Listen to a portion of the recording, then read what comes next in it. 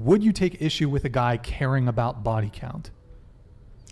I would only care if his body count was really high and he was somehow upset about my meager shit. But like, if I had a high body count, I would take issue with him being upset if he also had a high body count. However, if he was coming at me with a low normal body count and I had a high body count, I could understand him not being as interested in me because he feels that I have way more experience. Yeah. I think it's all about communication, Right. too. See, you guys think that it's okay for guys to have a high body count? It don't matter. Well, it's a bit different. Why? Why? Because Such a double for standard. men to It get a is. woman, it's a challenge. For you to get a man, it's who wants it. Okay. Maybe that's just a you but, problem. Nope. However, wait, Oh, it's not a wait, I challenge have for a me. very It's not a good- challenge for me, my dear. I can I have a promise you very that. good counter to that. The men who have the highest body counts are the most valuable, high value men. So they are more capable of getting women than other men. And that makes them on the same playing field as the women. I agree with that. I agree with that. Thank you. Let me just, okay, so it kind of comes down to this supposed, alleged double standard. Here's the difference though. Most women can sleep with most men. Most men cannot sleep with most women. An average woman has the equivalent, let's say, negotiating power or the equivalent pull as a famous male. As a male, to have the same pull with women that women have, that an average woman has with men, you must be famous. That's the power. You disagree. You could sleep with a new guy every single day of the week, if you were so inclined. For the rest of your life. Although I wouldn't say you're average looking, but I mean, an average woman, even a woman less attractive than you, could sleep with a new guy every single day of the week. In order to pull that off as a guy, you People have to. can make those choices, but I wouldn't say most people are, men or women. Whether they're acting on it or not, Eric, by the way, can you open the door, please? Whether they're acting on it or not, it doesn't matter. The potentiality is still there. My Is that a question real is, word? The Potentiality. let me look it up. I'll tell you what, if it is a real word, you have to, I don't know. If it is a real word, you have to do a fit check. The whole It's a real word. Okay, fit check. Potentiality? Am I actually gonna do a fit check? We're actually doing a fit check. Wow. Here's the fit, y'all. Wait, we didn't see it. Ooh. Wait, a little spin. A whole spin. A whole spin. We gotta see a little Get a spin. 360 I can't going. do a full spin. Turn over the room. Oh, just scoot the chair back. That's fine. Fit check. Okay. The potentiality of that fit The check was potentiality of the She fit has check has high been fantastic. potentiality. Fantastical. Okay. Anyways, I don't know where I was on there, but What I want to know is why a man is going to be so concerned about a body count or decisions that a woman made prior to knowing him, because there's so many factors that could go into that. There could be childhood trauma, sexual trauma, so on, that triggers promiscuity. it doesn't undo. Okay. Yeah. I'm not saying it needs to undo, but why would should that matter to decisions that you made prior to knowing somebody? Okay. If you rob a liquor store at gunpoint, if you did it because you had childhood trauma, it doesn't undo the fact that you have just committed a felony and you're about to spend a lot of time in prison. So Okay, well, we're just not- because the reasons, it doesn't undo.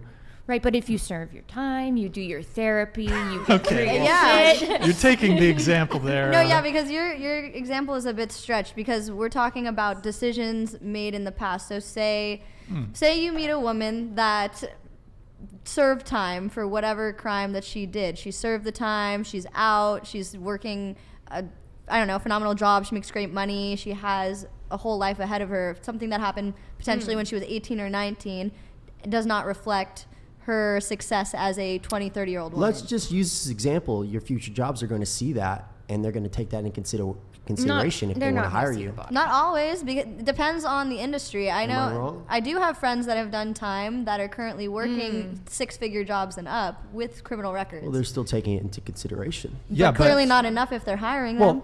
Well, there's Like, there's plenty of scenarios where in this situation where having a criminal record is can have some negative ramifications. The comparison I would make is, can you still be successful if you have an extensive criminal record and make a lot of money? Yes. Is it probably going to bar you for life from certain type of jobs? Yes. And correspondingly, if we kind of make the connection here, being promiscuous in your past may very well prevent you from a high value guy taking you seriously for a long-term commitment and wifing you. If you had a promiscuous past, a lot of men are going to look at that and say, I'm not going to take the risk. And let me ask you this What question. risk is that? Losing half your shit in 20 years. Like So, cheating, so you're divorce. correlating past promiscuity with gold digging. No, that's not what taking half of the shit is. They've actually done. There's been multiple studies on this. The more premarital sexual partners that you've had, the higher likelihood of divorce, the higher likelihood of infidelity, and the greater likelihood of reporting relationship and marriage dissatisfaction.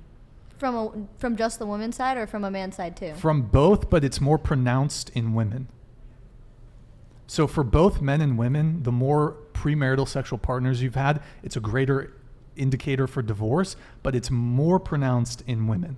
I think it was something like past 3 bodies, it drops. The chance of divorce goes It's- up by 15% Wasn't or it more. 5? Remember 5. It's either 3 I think or it's after 5. 6. That's when it's like a pretty major thing. But okay, let's talk about, how you 6 can in your change. whole life? Let me ask you a question though. You say you can change, right? Your body count, that's your past. Mm-hmm. Let's say you found out you're interested in starting to date a guy. You somehow find out, maybe he admits it, maybe you hear through the grapevine, that every single ex he had, he cheated on them. It's his past, It's a pattern. but are you going to take pause? Or, I don't know, if I heard about a girl and she cheated on every single one of her exes, she might not do it with me. She might not, but I'm not going to take that risk. Okay, this is where I can understand what you're saying, and that's a great point. However, I would like to also say, so for example, the difference in making decisions like that when you're in a relationship as opposed to when you're single, I think that is also something to factor in. When you are single, you have the freedom to hook up with or date around or sleep with whoever you want. Maybe you have a really crappy dating history and I know a girl that falls very fast for guys and she sleeps with them fairly quickly, and most of them don't work out, but her body count went up fairly quickly. What is it? What's her body count?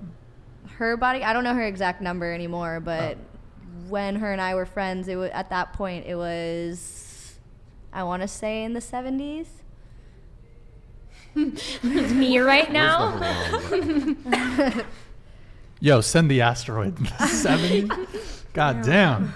Holy shit. Okay. But she also, she 70. prior Wow.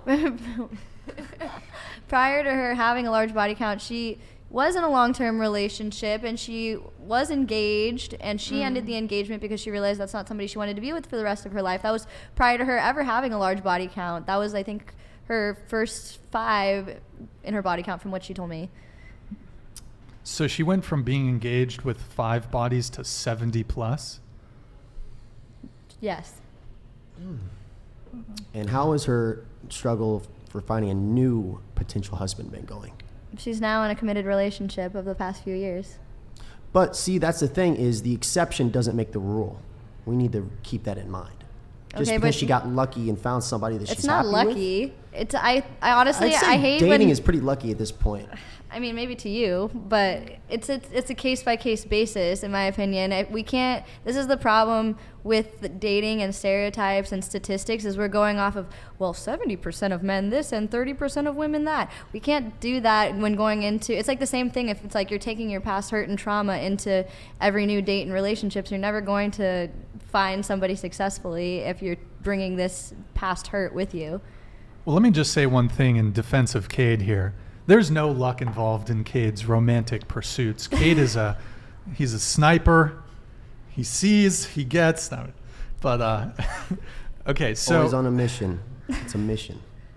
I know I was going around the table on one question. I don't know if it was like the Who page